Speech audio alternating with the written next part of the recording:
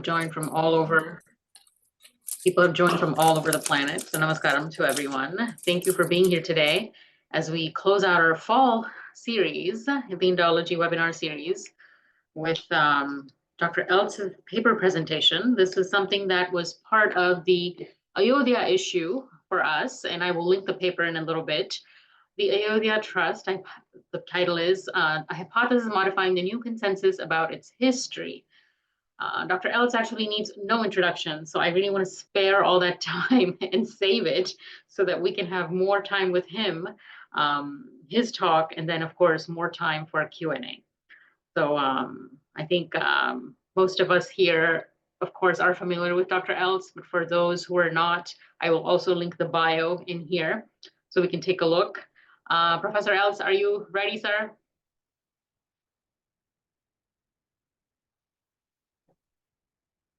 Let me unmute you. There. Still muted.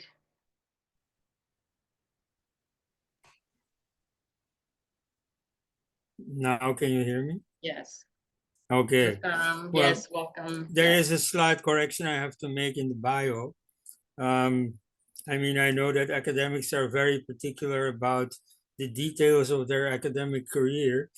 And so I don't want to give the impression that I'm pretending things that are not true. So it mentions that I am employed at this moment at Sanchi University of Buddhist and Indic Studies. That's years and years ago, and only very briefly, in fact. So right now, at the moment, I'm a pensioner. I just freshly, got my pension. I have scheduled 2 teaching stints at the Ahmedabad Indus University and at the Chanakya University in Bengaluru. But, mostly I'm just writing away. In fact, I have a pretty heavy writing program at the moment. But so I'm not at Sanchi University at the moment, no. Thank you for the clarification, and that is our apologies. This was, of course, probably taken from somewhere, so we'll put that aside, clarified on record. Thank you, sir. Dr. Eltz, yeah, would you like to present the paper that you kindly turned in, and of course, for the Ayodhyā issue, please. I mean, this. I'll just let you speak about it instead of saying anything about it, so we can just jump into it. Yes, sir. Yes. Well, in 1989, there was still effective a consensus of more than a century old that, of course, the Babri Masjid had been built in forcible replacement of a Hindu temple, and not just any temple, but specifically the Rama birthplace temple. And there was no new element, no new evidence that cast any doubt on this. Yet the so-called eminent historians, or those who call one another eminent, they decided that no, there was never a temple there. Initially, they said that this was a British concoction, but it was fairly easy to bring up evidence that this idea existed already before the British, at least in the 18th century. You have local evidence, and you have a foreign traveler, Father Tiefenthaler, who also confirmed this, though he wasn't sure whether the demolition had been done by Aurangzeb or by Babar. But at any rate, it was Islamic iconoclasm. About that, there was no doubt at all. Then there was an earlier testimony to the same effect by William Finch from 1608 or something. So it was before British colonization, very definitely. And so then they moved to a second line of defense. that it was a Hindu concoction. So against that, and that really decides for a consensus, is that there had been a court case in 1885-86 in which both local Hindus, local Muslims, and a British judge gave their opinion. Now, all parties concerned were in agreement that this was a mosque built in forcible replacement of a temple. Only the conclusion from that was different. And so Hindus felt that, this meant that they had a right to rebuild their temple. Muslims did not, and the judge ultimately also judged, well, since it was so long ago, it's a bit too late to remedy the grievance. But that there was a grievance about that, there was no doubt. And so that was the consensus until about 1989. Then the statement by the Jawaharlal Nehru University historians claimed that there was no evidence for there having ever been any temple there. They pleaded for leaving the mosque untouched, and since it was not being used as a mosque anymore, it would not offend anyone concerned if they declared it a national monument. So a secular solution. And so against that, a number of historians started gathering counter evidence that there really had been a temple there. And so it's at that point, in fact, that I got to know Indian politics. The first time I came in India was in 1988. And then I vaguely discovered that this whole controversy was going on. It is only after I met Sitaram Goel that I really got involved. So Sitaram Goel, a very important historian and publisher, met him at the end of 1989. And so then I really started studying the whole thing, and I wrote a little, journalistic booklet about it in 1990. And so that caught the attention. And so from then on, I was booked at Hindutva extremists and all that. Whereas what I did was simply to, juxtapose, what different elements of evidence were extant at the time,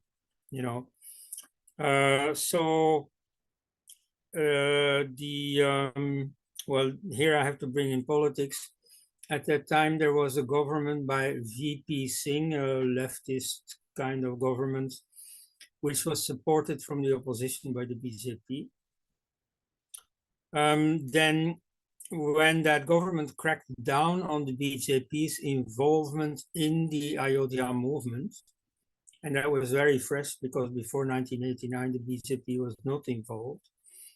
But so when they got involved, they organized this car procession.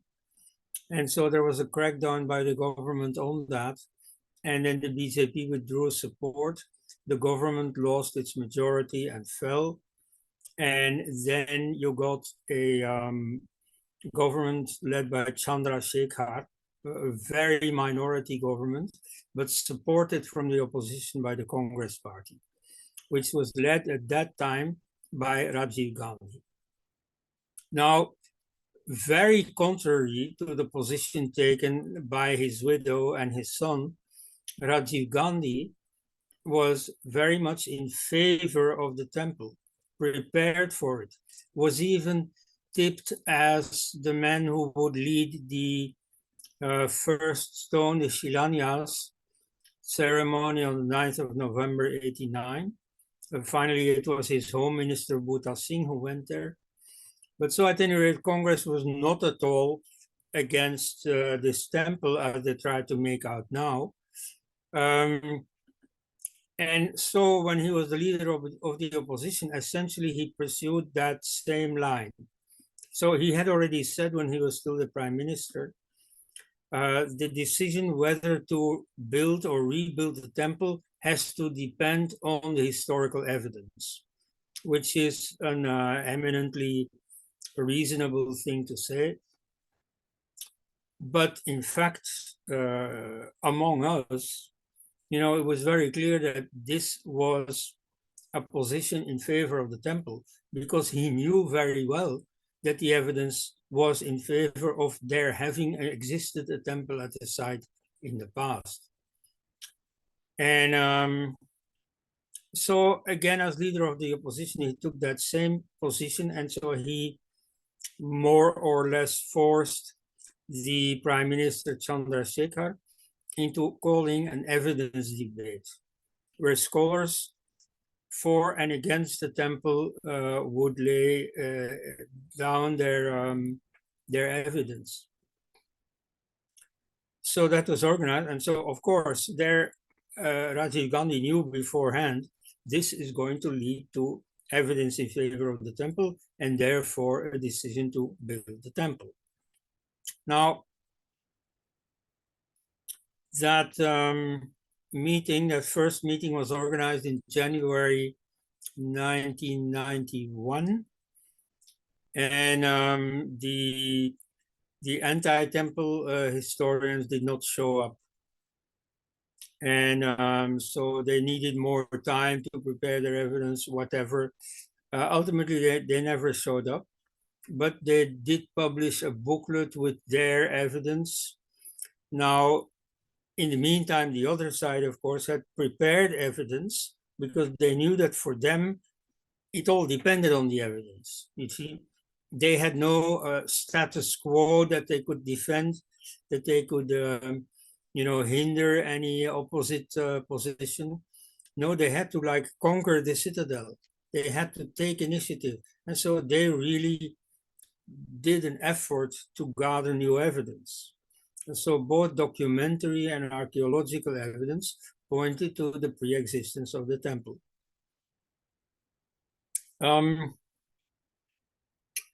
So that little booklet that I wrote was in the same sense. You see, surveying what evidence is available. And so that concluded, yeah, of course, you see, the consensus has not been overruled. You see, nothing has been shown that would render the old consensus untrue. Then the government fell again, new elections, which the BJP won again. Now you have to see, the BJP was formed in 1980, was reconstituted from an earlier party, the Jansang, but it had very much discarded the strongly Hindu elements in its program. It tried to be secular. The result was that in the first elections after that, it got only 4 seats. And in 1984, the next elections, it got only 2 seats. So nobody was interested in one more secularist party. Then in 1989, they discovered the Ayodhyā movement, which had been started in 1983 by the Hindu Mahasabha, namely the person of Mahant Vaidyanatha, the personal guru of the present Chief Minister of Uttar Pradesh, and by a few congressmen, including Gulzari Lal Nanda, who had been Prime Minister in the 1960s. So, that was pretty authoritative. And so then the BJP jumped on the bandwagon. They had the advantage, of course, that they could mobilize large crowds. And so then it became a big movement. And then, you see, when they had taken up a Hindu cause, then suddenly people were interested. And so in 1989, they got 86 seats. They won. And so in 1991, they won even more. They had about 120 seats, and they became the biggest opposition party. So they felt apparently that they had pocketed enough advantages. They had harvested what they had sown. And so then they dropped interest in the Ayodhyā affair. This is part of the explanation why on the 6th of December 1992, the mosque got demolished. Aha, how is that? So there had been, in the course of 1992, a promise by the Supreme Court that they would give their verdict, because of course there was a court case about the disputed temple since 1950 already. And so they were going to give a verdict before 6th of December when a gathering of Hindus in Ayodhya had been announced, but they didn't. So the Karsevaks, the activists for the Ram temple, were disappointed. They were also disappointed by the position of the BJP, which had clearly announced that, you see, for them this was just a gathering, a mela in Ayodhya, and that it did not intend to change the status quo. So what happened there was that the boys took the initiative themselves and said, well, you see, if the BJP is not going to do anything, we are. This may have been prepared to a moderate extent. You see, the BJP and most of the RSS leaders who spoke out, even the VHP leader, Ashok Singhal, were very much against a demolition at that time. One RSS leader who was in favor and who must have been in on organizing it was Moropant Pingle. So at any rate, a small team of experts, of engineers, prepared the demolition. You see, they went to the site, looked up, what points in the walls have to be singled out for tying ropes and then pulling them down and so on. And then when the whole event started, you see, they gave instructions to the Karsevaks, who mostly were not prepared for it. But so they told them what simple things to do. And then that was done. And so at that moment, L.K. Advani, who was leading the whole ceremony, he broke down in tears. He was not even in a state to give a statement, which his lieutenant at the time, Arun Shauri, quickly prepared. Then Ashok Singhal on the spot tried to stop the Karsevaks, but you see, they bypassed it. And so it all took place. Now, both the chief minister of Uttar Pradesh, who was from the BJP, but also and especially the national prime minister, Narasimha Rao from Congress, could have intervened, could have sent in the army to stop the demolition. Yet they didn't. And so it's especially important to understand the position of Narasimha Rao at the time. Narasimha Rao was a congressman, like most congressmen were in, let's say, the 50s, the 60s, namely committed Hindus, but not militant Hindus, but, quite sure of their Hinduness. And so today, in Congress, that voice is hardly ever heard anymore. But back then it was quite normal. And so he was a Hindu, but at the same time, of course, he was a politician, he was a congressman. And so he liked to put the BJP on the defensive. And so he calculated, you see, that's going to be done.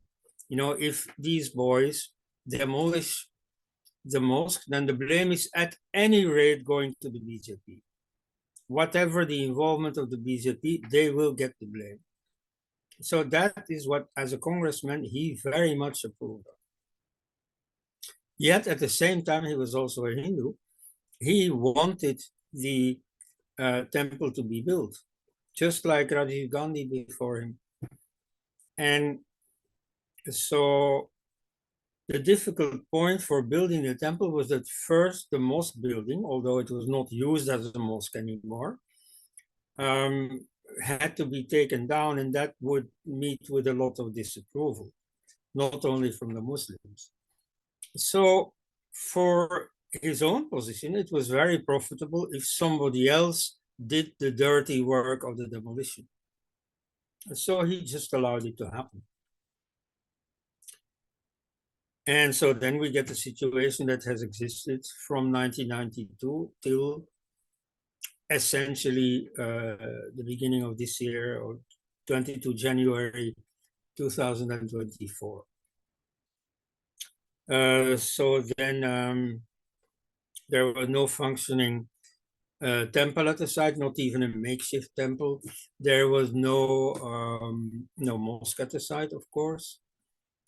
And so for a very long time, the matter was still sub judice. It was the High Court of Uttar Pradesh that sat in judgment. But so unlike the 50 or so preceding years, this time the court meant business. So they tried to find out the real history. They didn't want to base any judicial verdict on just rumors. So they wanted the evidence. Now there are essentially two types of evidence here: the documentary evidence, of which quite a few new pieces had come to light, especially during the scholars' debate in 1991, also afterwards. And then the archaeological evidence. Now, about the documentary evidence, they wanted to find out more. So it was very obvious, everybody knew that one group of historians had claimed that there had never been a temple there.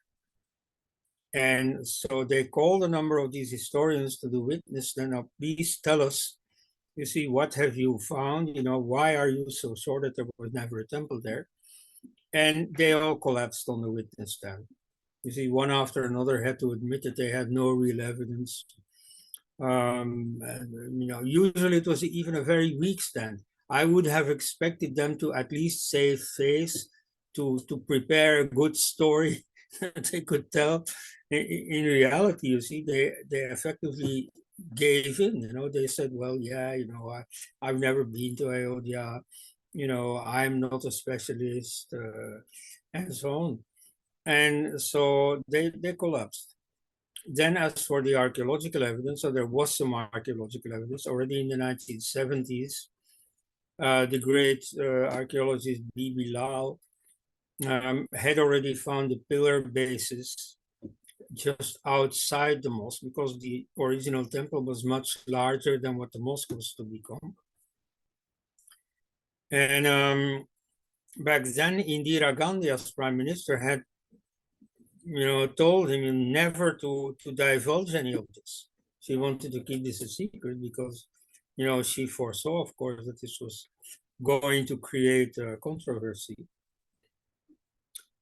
Then during the demolition also, a number of pieces had come to light, including an inscription which said very clearly that this was a Rama temple.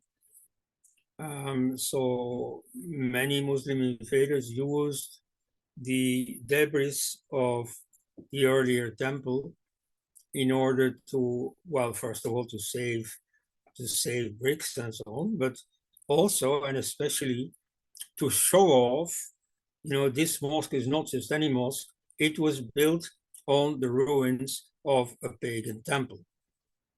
And that's not only in India, there are examples that in Syria and other places.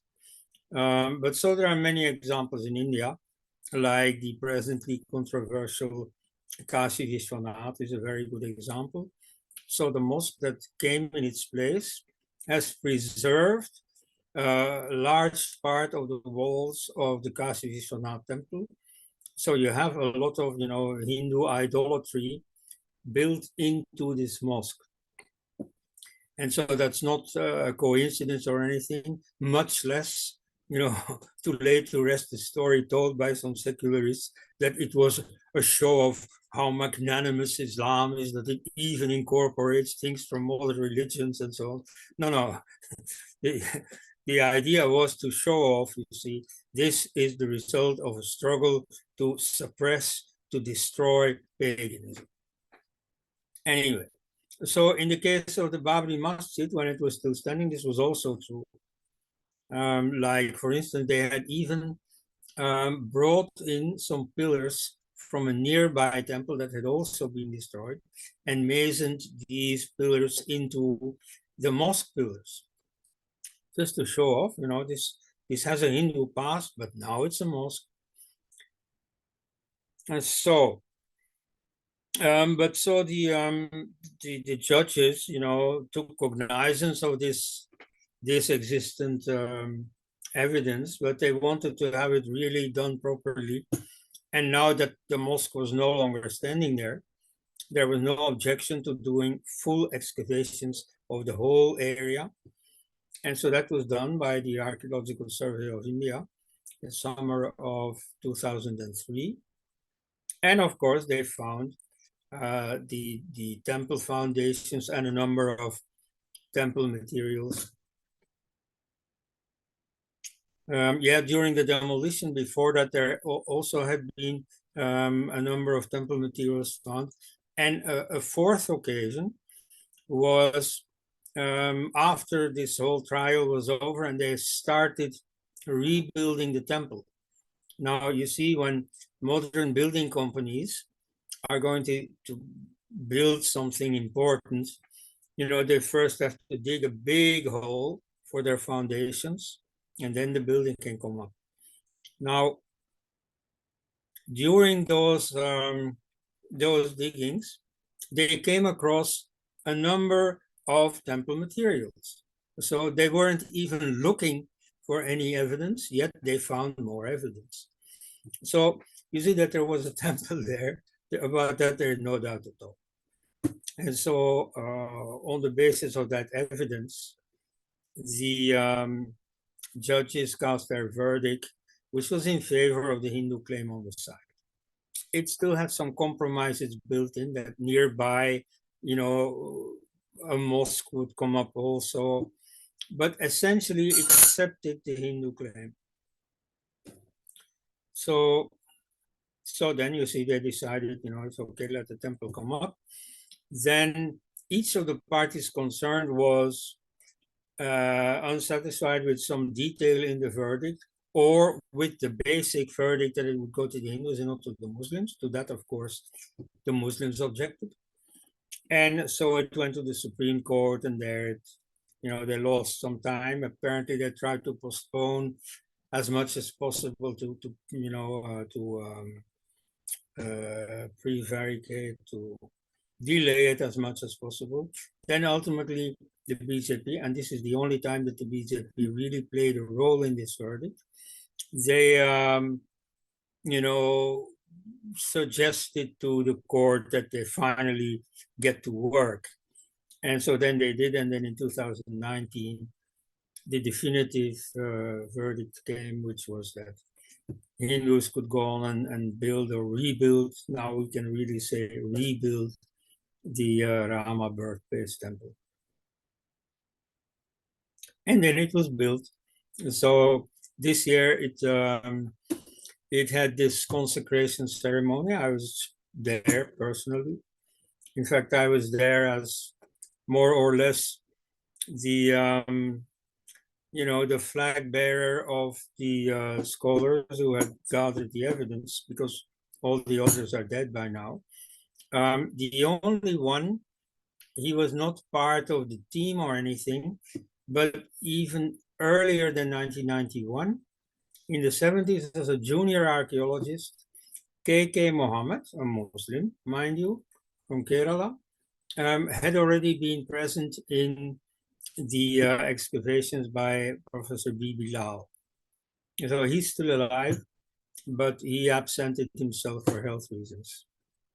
Then I should also mention Meenakshi Jain, historian, and so she wrote a very thorough studies about the events at the trial, which are eye-openers, and then about the ancient history of Ayodhya, where she shows that contrary to what has been claimed, the worship around Rama's birth already existed before the Common Age. But she was also not there also for similar reasons. So, I mean, I had the honor to carry the flag for Bibi Lal, for Sitaram Goel, for Abhas Kumar Chatterjee, for Harsh Narayan, and so on.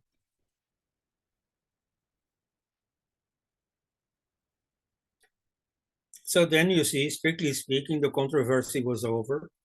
The so-called eminent historians, we haven't heard much of them anymore, at least not about this, because for them it is better to not draw attention to the fact that their own position has been overruled. And so it's only complete amateurs or foreigners who don't know anything about this whole debate who still claim, oh yeah, this is just a Hindutva concoction. Not at all.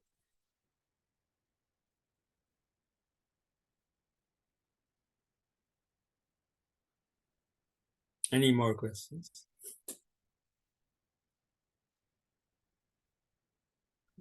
Question, but I'm going to wait for other people. Dr. Else, just maybe kind of think about it. This was the last question I was going to ask. Like, what do you foresee? What kind of politics do you foresee in the future regarding this? Was my question, but I was going to close out with that. But I'll put this idea in your mind now. Yeah. Well,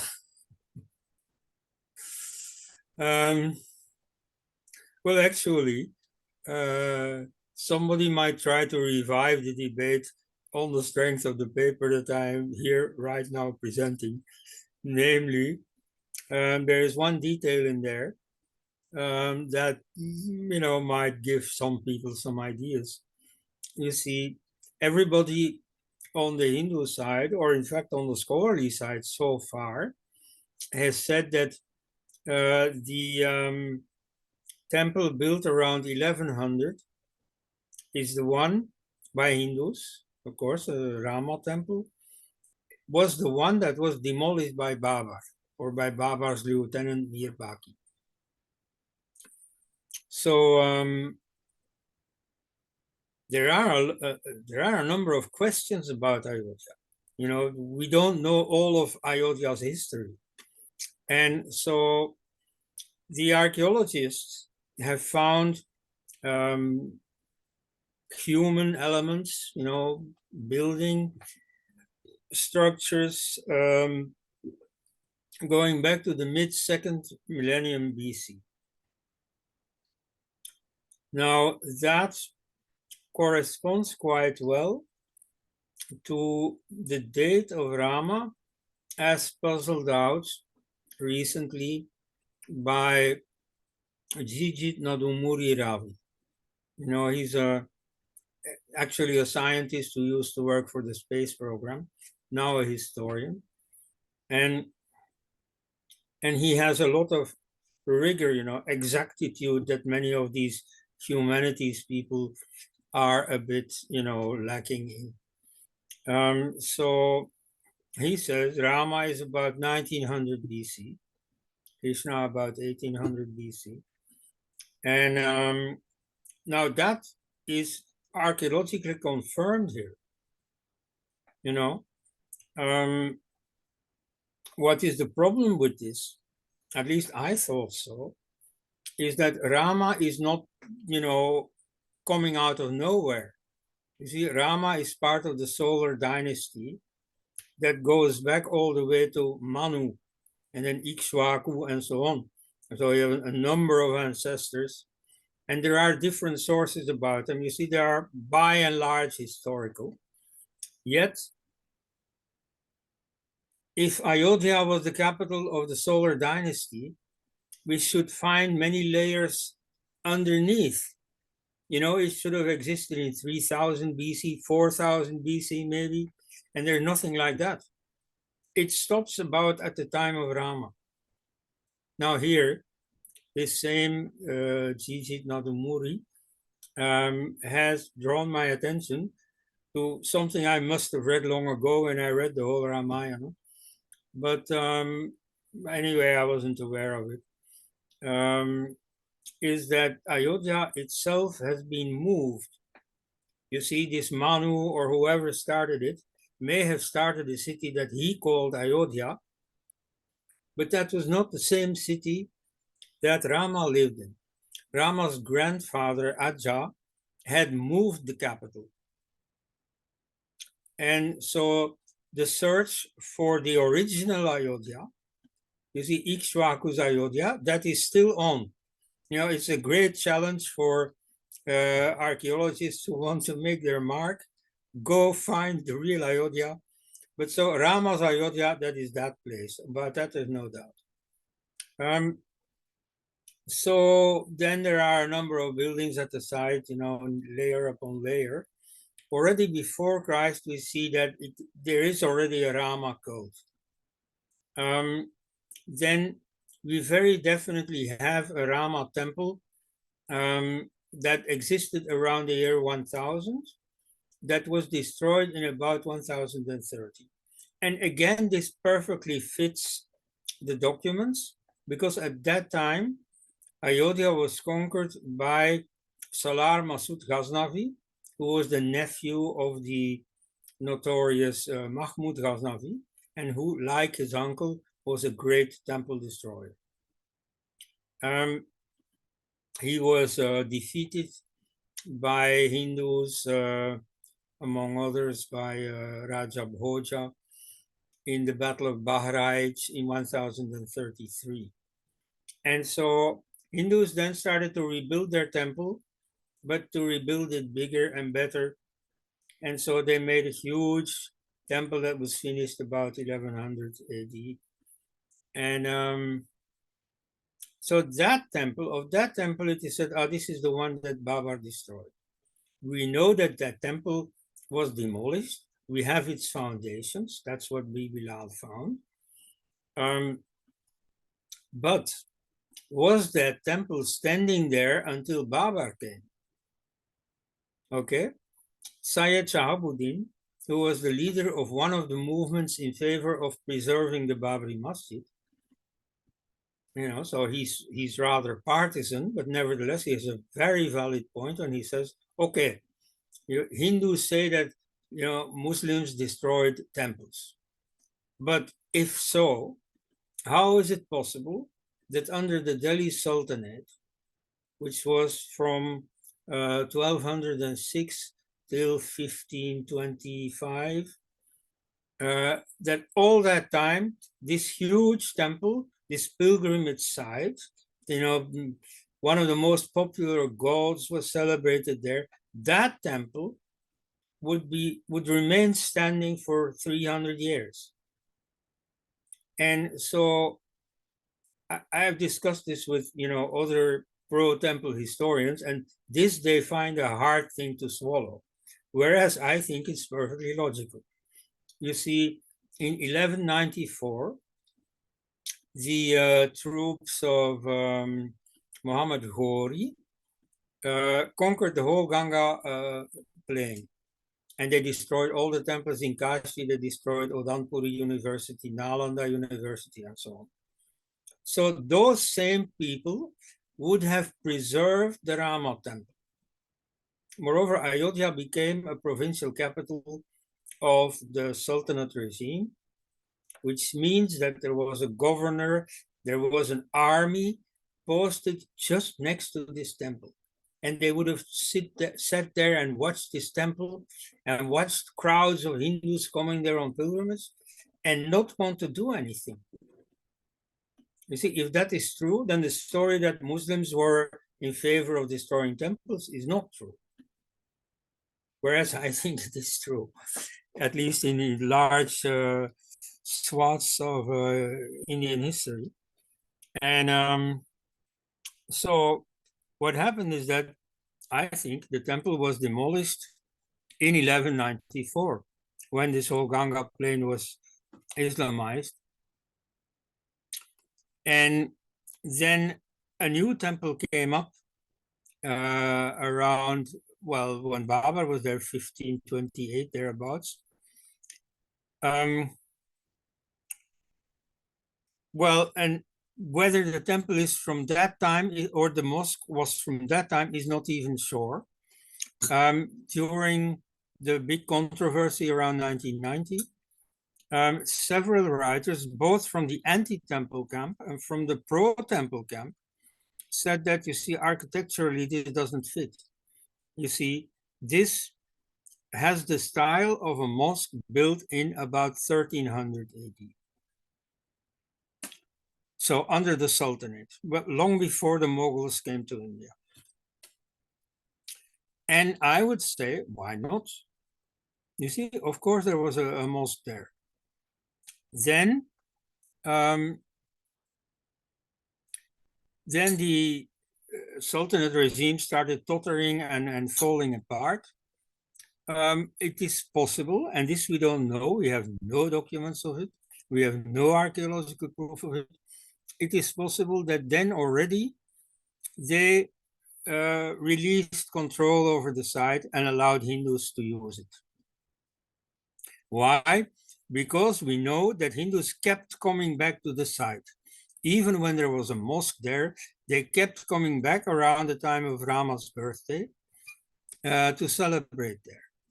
And so there are foreign descriptions of this, like the one I mentioned by Father Tiefenthaler, 18th century. At that time, there was definitely a mosque there, yet he describes only Hindus there. Hindus coming on pilgrimage there. And so apparently there was Hindu access to the site, maybe even Hindu control of the site. This is already like 70 years after Aurangzeb. So that is possible, but that's something we don't know. What exactly happened, we don't know. But at any rate, then came the regime of Akbar. And so a little bit later in his career, Akbar became conciliatory towards the Hindus. He launched this syncretic religion, Dini Ilahi, the divine religion, which he conceived as a confluence of Islam and Hinduism. That's why he built the city Allahabad, Ilaha named after his Dini Ilahi, so the divine city, which is the city of the religion that consists of a confluence of Islam and Christianity, of Islam and Hinduism, and which was symbolized by the confluence of the Ganga and the Yamuna in Allahabad, now Prayagraj.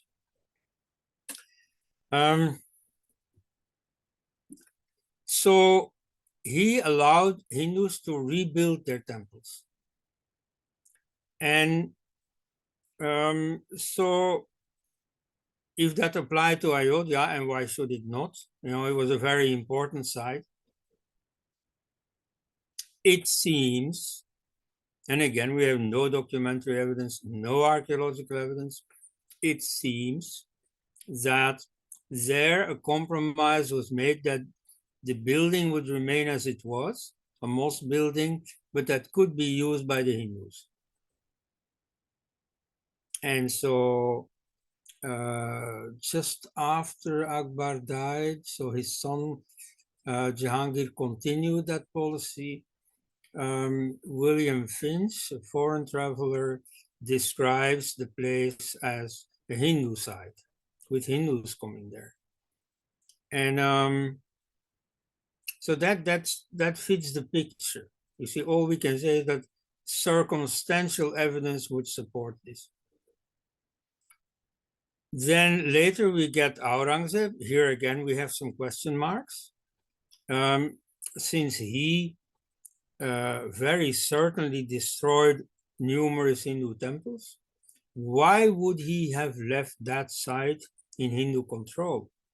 You see, he chased the Hindus away from Krishna's birthplace. He chased them away from the Kashi Vishwanath. Why would he have allowed them in Ayodhya? But here again, question mark. So we know a little bit later, when Tiefenthaler wrote, then definitely it was under Hindu control, or at least with Hindu access again. And then around 1800, when the Mughal Empire is very much declining, nevertheless, a local governor, the Nawab, manages to make it into a real mosque again, with Muslim practice and Muslims coming there every Friday, which is not to the liking of the Hindus. There are some riots in the mid-19th century. Then there is a court case about it in 1885, which I already mentioned. So there again, everybody was in agreement. Yeah, of course, it was a Hindu temple. Of course, Muslims took it from them, but we're not going to change it. Okay, but so my point here is, and my contribution to the debate at this late date is that actually Babar may not have played an important role in this. And so he may have taken a side that was in control of Hindus, even though it had a Muslim structure, a mosque structure. He may have taken that from the Hindus, and that may have led to the story that he demolished the temple. Now, fortunately, that's not so important. You see, so some people try to make this an issue about Babar and Babar's guilt. What would a judge say to Babar if he stood trial? Well, that is not important. You see, if you take the position that, for instance, the BJP has taken, that it is against Islam to demolish temples, then you might say, well, whoever did it, Babar or whichever Muslim did this, is guilty, even by the norms of Islam. However, that is just not true. You see, Muhammad himself already destroyed pagan places of worship. He took the Kaaba from the Arabic pagans and turned it into a mosque, and destroyed all the murtis in the Kaaba with his own hands. So it is very Islamic to destroy Hindu temples. Now, the point is here that whoever destroyed the temple, it was Islamic iconoclasm that destroyed the temple. It was under instructions from Islamic scripture, from the precedent behavior of Muhammad, that the justification came to destroy the temple.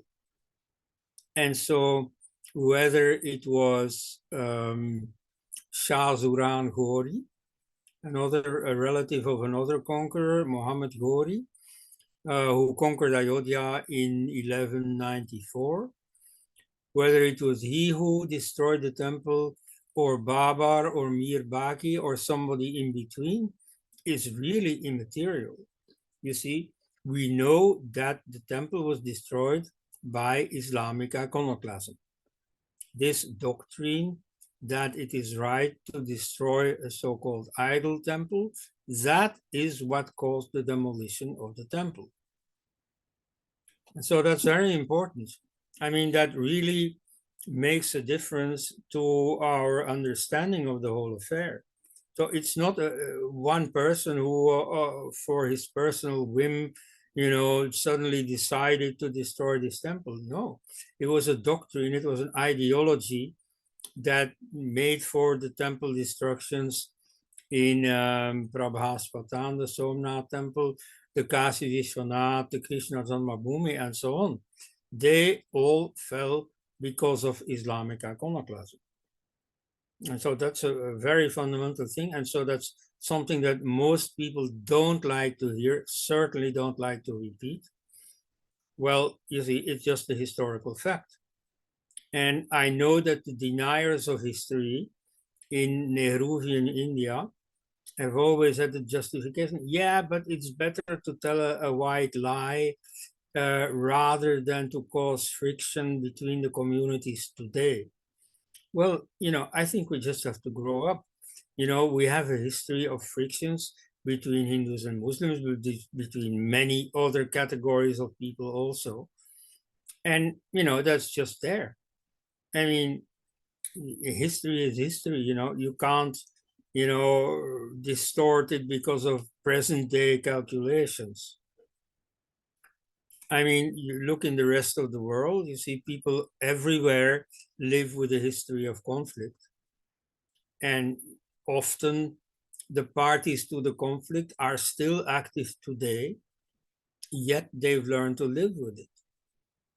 And so, yes, you see, the descendants of Muslim invaders and Muslim converts, espouse a faith that ordained long ago these temple destructions. It is up to them to take a distance from that. And I must say that the Muslim community has reasonably well done that.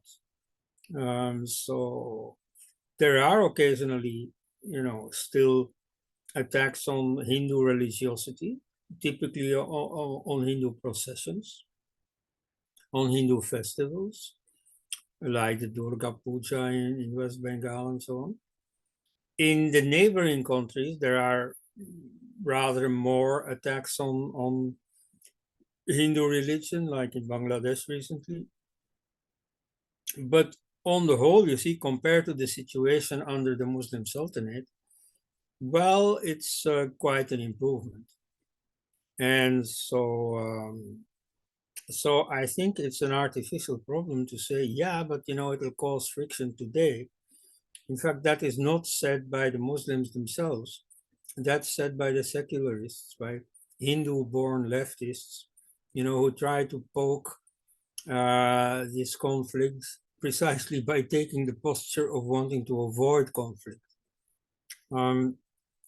Like, for instance, when the verdict was passed, giving the side to the Hindus, then some secularists did their best to get Muslim agitation against the verdict going, which is completely, what shall I say, illegal, or its motive at any rate is not very congruent with Indian laws.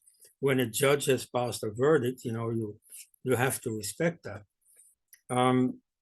But so, they want to fight Hindus, and they will use the Muslims as cannon fodder for that fight. So, I mean, I think that it's a very good thing that this temple has been restored. I have to also, for once, compliment Prime Minister Modi. I mean, in case you don't know, I am fairly well known as a critic of Modi's policies. But so in this case, he did the right thing. His speech during the consecration of the temple in January 2024 never mentioned Muslims or Islam. And so some people say, yeah, but that's weak, that's a kind of appeasement and so on. No, that's quite correct. That's the right position to take. You see, a temple is just a temple. It has nothing to do with any potential enemy community or so. It has to do with the relation between the faithful and their God. And so there has been a Hindu-Muslim conflict around that temple. Now that that's over, now that the temple as such, as a Hindu place of pilgrimage has restarted, you should forget about that conflict. That's a thing of the past. And so it's very, very correct not to try to keep that alive, to turn the page and go back to the normal business, which in the case of a temple is to practice religion. Thank you, Dr. Allison. You make a good point about how it's the secularists, the Marxists, who are trying to, kind of go against this. Very interestingly, in the US too, we see the same problem. Oh, not to teach slavery or not to trigger. So trigger is a relatively new term, but this has been going on in India for centuries, I want to say. Next person we have is Dr. Verma. Please do unmute yourself, ask, and then Sunil Kumar, you're next, please. Dr. Verma.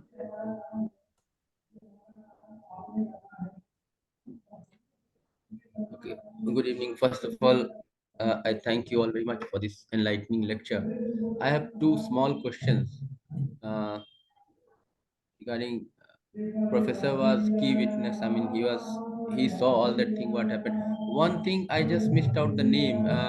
Ashok Singhal objected to the demolition of the mosque, as you Yes. said. And who was the other person? Who was the other person who supported that is one. I Who missed support? that name. You mentioned that, but yeah, I mentioned this. My main question is that how do we resolve the problem of in archaeology? You were saying that the date can go back to 3000 BC and so, and somebody has already shown that yes, a scientific study they have shown on the basis of astronomical or astrological calculations. They have shown that date can be pushed, date of Ramayana or date of Rama can be pushed back. But then how do we relate it to the prehistorical period? Suppose today we say, then don't Yes. then that is Yeah. Okay. one major thing. And then other thing is regarding Akbar. You mentioned about Din Elahi, but then Badauni also wrote, and his writing were not so much well taken or so much publicized. Even in curriculum also we give more emphasis to Abul Fadl. So Mm. was Akbar religious policy also commented upon by Badauni? These are the two three things I just. Yeah. Well. Okay. First of all, you asked about what person there supported the demolition. So that the name was Moro Pantpingle. At the time, I was preparing my PhD on the political Hindu movement, and I interviewed many of the RSS leaders. Moro Pantpingle, I've seen him, and exchanged some pleasantries, but I mean, I can't tell you more about his personal thoughts. Then the past there with archaeoastronomy and so on. Well, you see, what archaeology says is that it doesn't go back to 3000 BC, let alone to 700,000 BC or so when traditionalists put Rama there. In fact, Professor B.B. Lal gave a talk to Hindu sants and acharyas and sannyasins and so on in Ayodhyā. He'd been invited there. And so when he explained about the archaeological evidence that there had been a temple there and so on, that they all applauded. That's what they wanted to hear.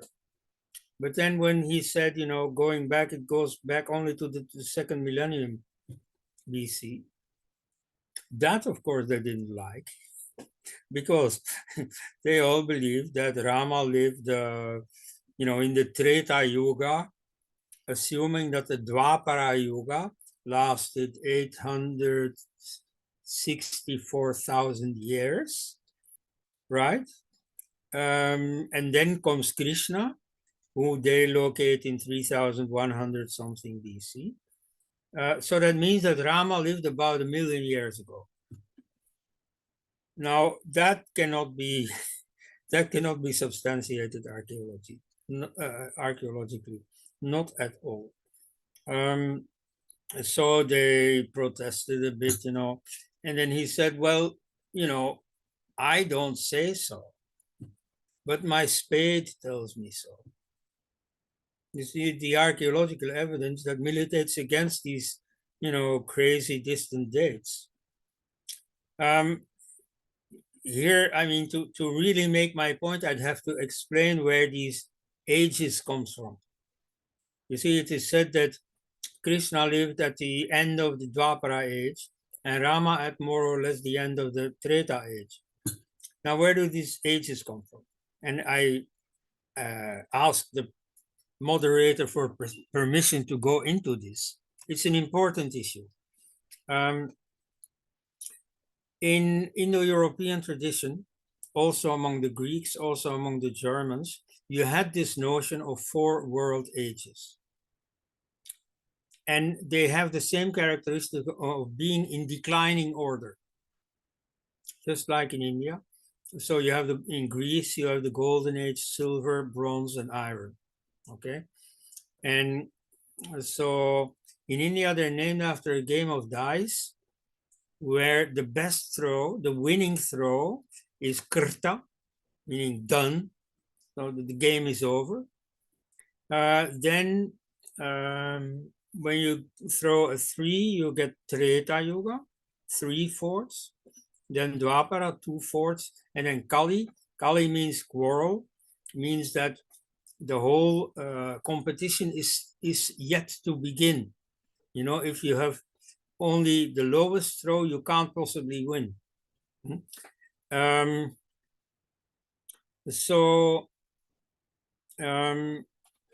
What happened then, you see, and that was not tied to any numeration. There's no Greek writing that says the golden age lasts 1,000 years or whatever number. So this was the same situation in India. In ancient writings, these ages are not used. Then they discovered, this is my theory, Jijit Nadumure has another one, but the end result is the same. What happened was that the precession cycle was discovered in Alexandria in 127 BC. This is the cycle of the constellations moving vis-a-vis the seasons, or in astrological terms, the sidereal zodiac vis-a-vis the tropical zodiac, or what you call in India the Nirayana and the Sayana Rashi Chakra. Okay. Now that cycle takes 25,772 years. At that time, it was very hard to get to the detail of it, so it was rounded off to 24,000.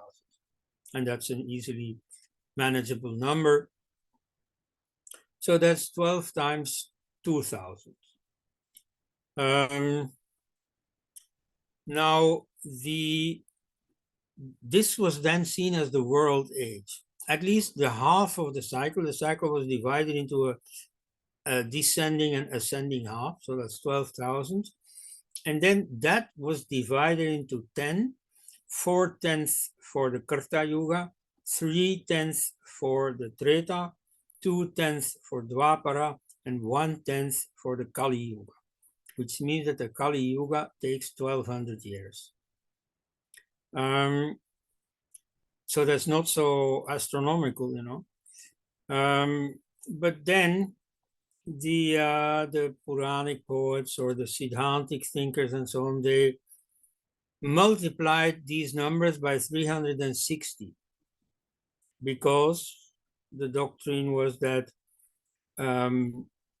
a year for men is only a day for the gods. So then you get these totally unwieldy numbers, like Kali Yuga lasts 432,000 years.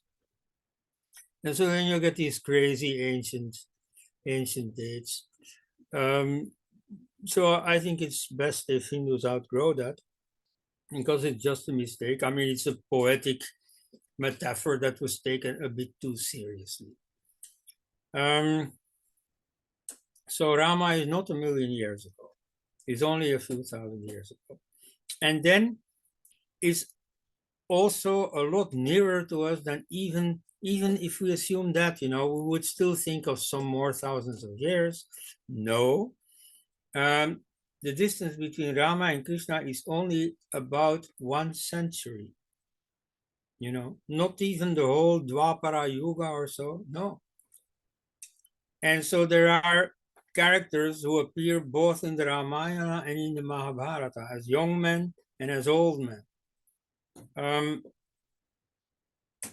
So anyway, that's not long ago. So that's at the beginning of the second millennium BC, like 1800 BC thereabouts. And so that fits with the archaeological evidence, that fits with the astronomical evidence. And so here, here this gets quite technical. But so you have a number of astronomical indications in the Brahmanas, in the Vedangas, and so on. And there you can reconstruct fairly well that the Veda Samhitas are mostly in the 3rd millennium BC. As you know, I mean, if you know a bit of Hindu literature, if you know the Mahabharata, the Vedas, or at least the Veda Trayi, the first 3 Vedas, were put together by Vedavyasa. And he is the great-grandfather of, the grandfather of the Kauravas and Pandavas. So he comes just before the Mahabharata, which has a historical core. There's a lot of fantasy written around it, but it has a historical core. And so he comes just one generation after Shantanu, who was a contemporary of Rama. So Rama is just 3 generations earlier than Krishna, not more. And there's a lot of textual evidence. You should read the books about Ramayana and Mahabharata written by Chijit.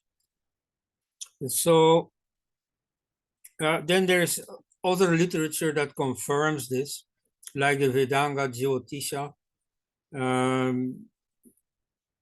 gives its own dating. You see, you can give the dating thanks to the precession cycle.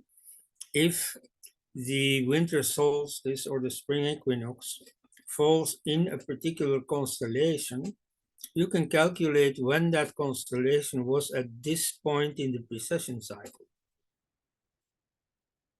Like, for instance, we know that Max Müller's dating of the Vedas at about 1500 BC can't be true, because we know that the Brahmanas, a largely post-Vedic literature, already have stellar indications of about 2200 BC.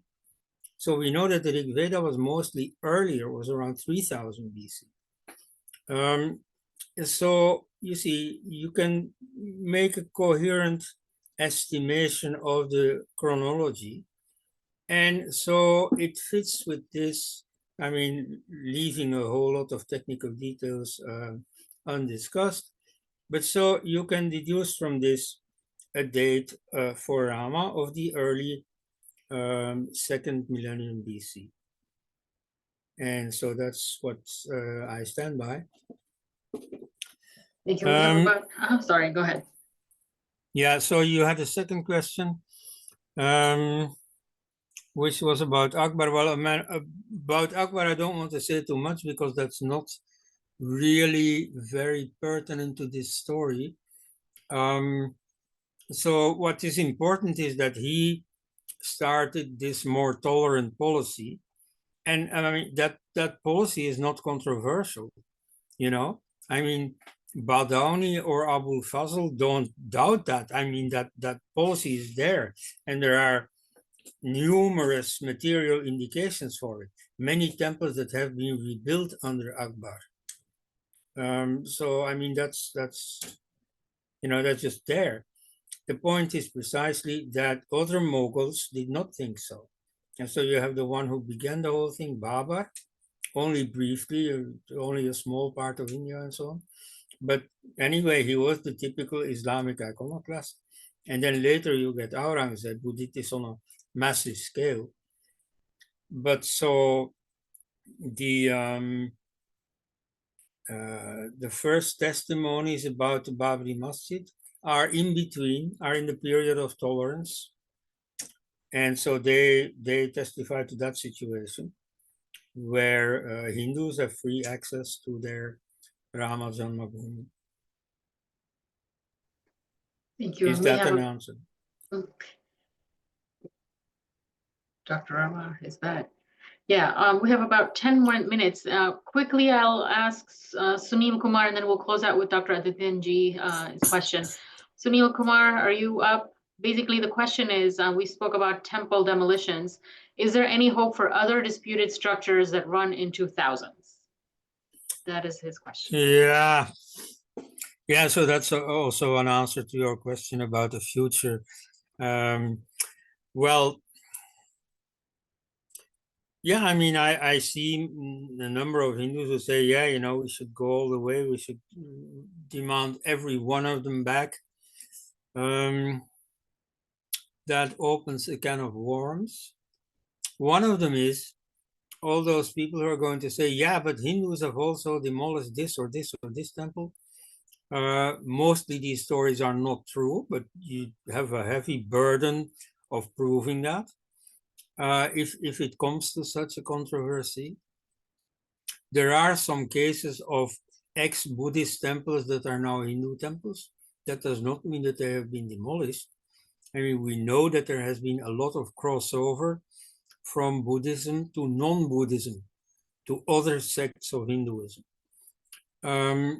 We know that Buddhist monks have been massacred during the high moments of Islamic invasions, and that when there was no monk anymore to tend to their temples, then, you know, people lost interest, or whatever priest was available would be asked to take over the temple.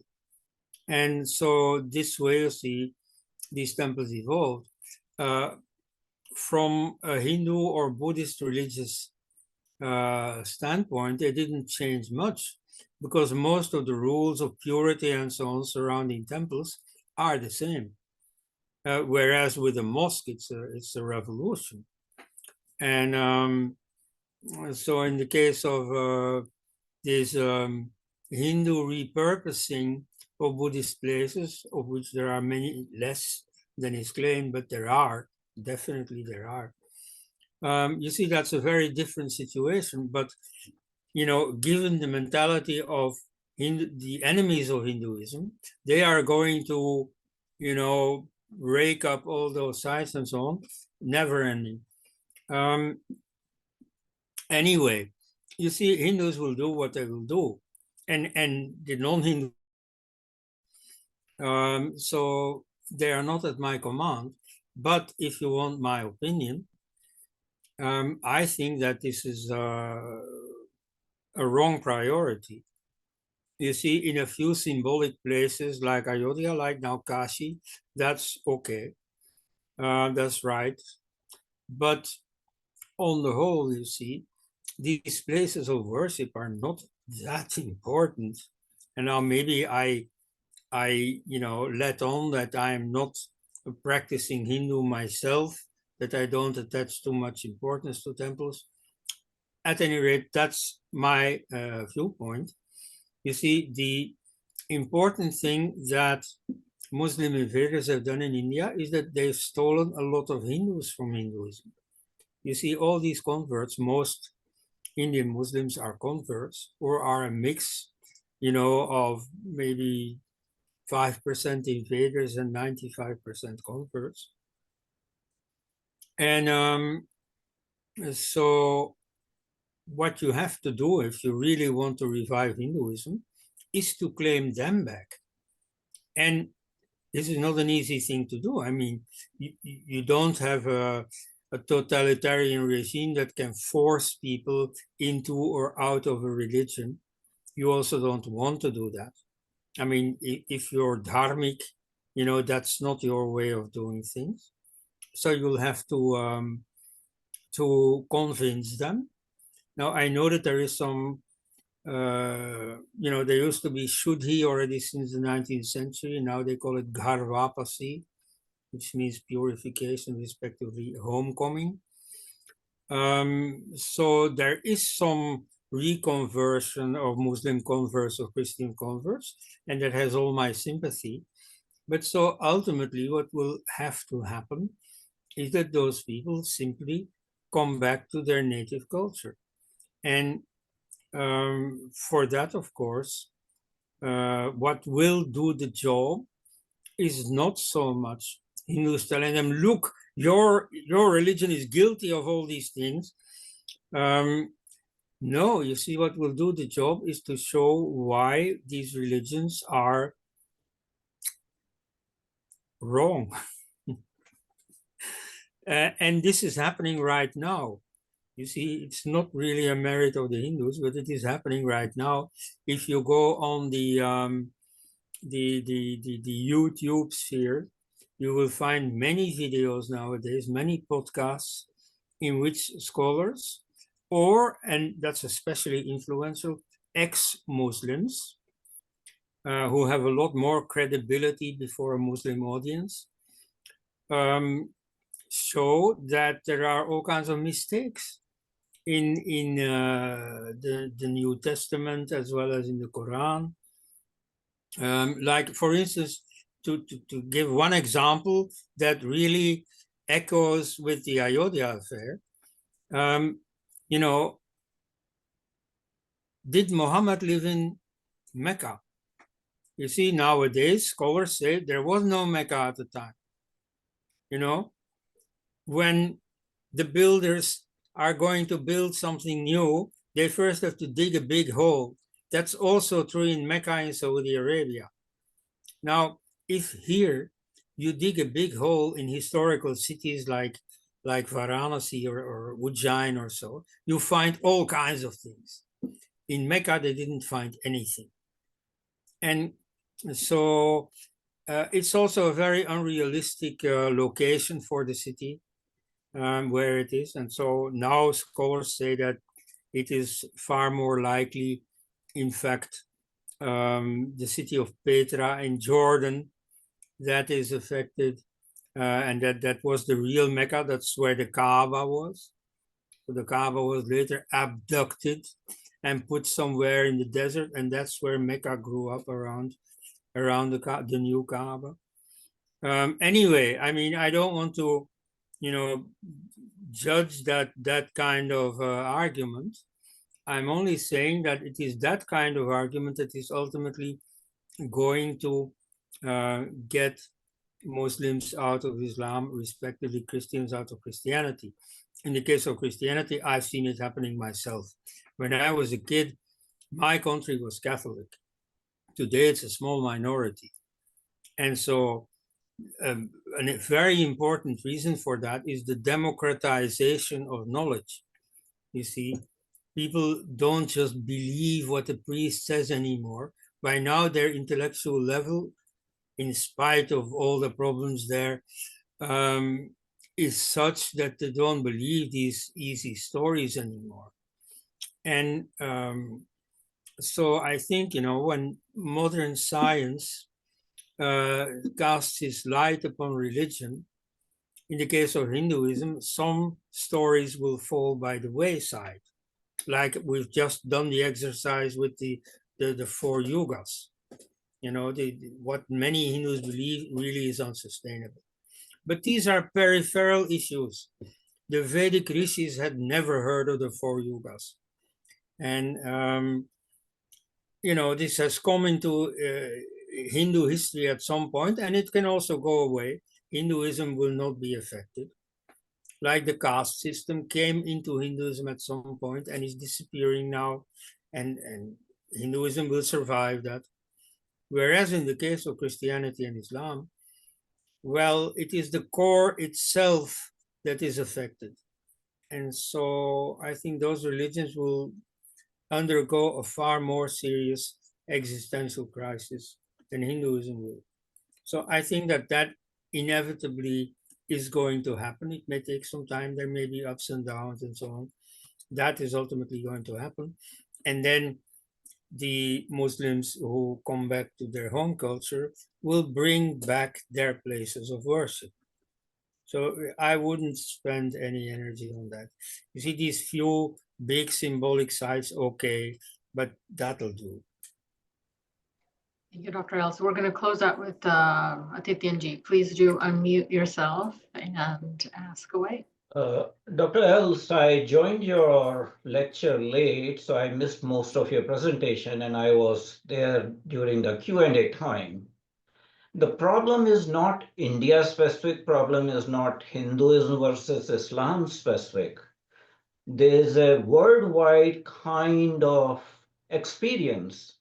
If you see Hagia Sophia Mosque, if you see Cordova Mosque, or if you see Al-Aqsa Mosque, which was Temple Mount, there's a history of triumphalism and desecration of other religious structures and a way of, celebrating over subjugation of other people. So the problem is much more wider. It is much more international, not India specific, not Hindu Yes. Muslim specific. It is Islam versus other specific. What are your comments on that? Well, of course, in the debate we've seen the anti-temple party always trying to limit the whole issue to India, to India's history, and so part of the reason is precisely to evacuate the whole issue of ideology. There is an ideological justification for temple destruction, which you do find in Islam, which you find in the precedent behavior of the Prophet. And so they try to keep all that away and pretend that it's just an Indian issue. They've even tried to make Hindus guilty of Hindu temple destruction, saying that what Muslims did was just an imitation of what Hindus had done. And this is a very important point. Let me, go deeper into this. You see, for two reasons, this is not true. First of all, there is no example whatsoever of a Muslim ruler who justifies what he does, including temple destruction, on the strength of precedent behavior by a Hindu. Muslims are never going to say, oh, I do this because Hindus do it. I do it because pagans, because unbelievers do it, infidels do it. That they're never going to say. So for this reason alone, I already know this argument is completely false. But secondly, it is true that some ancient Hindu rulers have not desecrated a temple, but have abducted a murti. There are a number of examples of this. This is not only in India, this is also in Mesopotamia and other pagan cultures. That you see the crowning glory of a victorious battle is to abduct the most precious thing from the enemy side, which is the most important murti in the most important temple. Now, what happens if the enemy has a Shiva temple, you take that Shiva idol. What do you do with it? You take it home, and in your own Shiva temple, you put that same murti. And it gets reconsecrated by your own priest, and the Shiva worship continues. And in the temple of the loser, well, you see, he employs a sculptor to make a new statue, and that's installed and consecrated by the local priest, and the Shiva worship just continues. So all that happens is that a piece of artwork is being displaced from one place to another. That's all that has happened. And so the worship simply continues. And so it is that theft, because of course, Hinduism does not encourage this the way Islam encourages it. Hinduism does not encourage it. I mean, if you take a murti from someone else and you take it home, that's still theft. You see, that goes against the rule of asteya, of non-stealing. So it's condemnable, but nevertheless, it's a thing that historically has happened, just like all other crimes have also happened. And so what they do is simply to take a piece of, artwork and steal that. But religiously, nothing happens. You see, the religion that is being practiced, continues to be practiced. And that's a crucial difference with what Islamic rulers did. You see, if Mahmud Ghaznavi took from the Somnath temple the Shiva Murti that was there and took it home with him and put it in his own place of worship and started worshiping it, then that would be the same thing. But that's not what he did.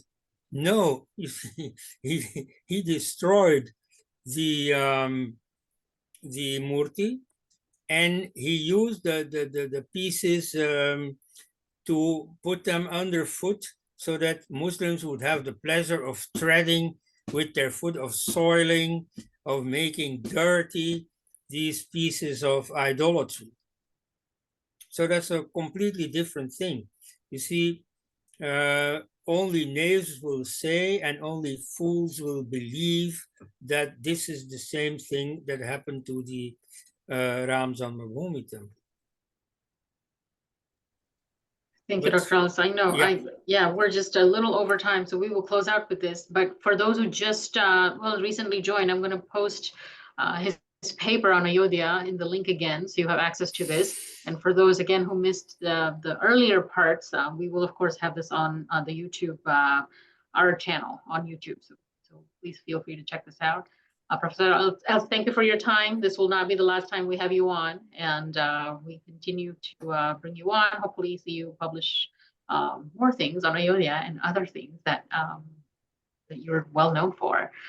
Thank you so much for your time, and thank you everyone else for being with us today. Anjali. Yes. Phir milenge.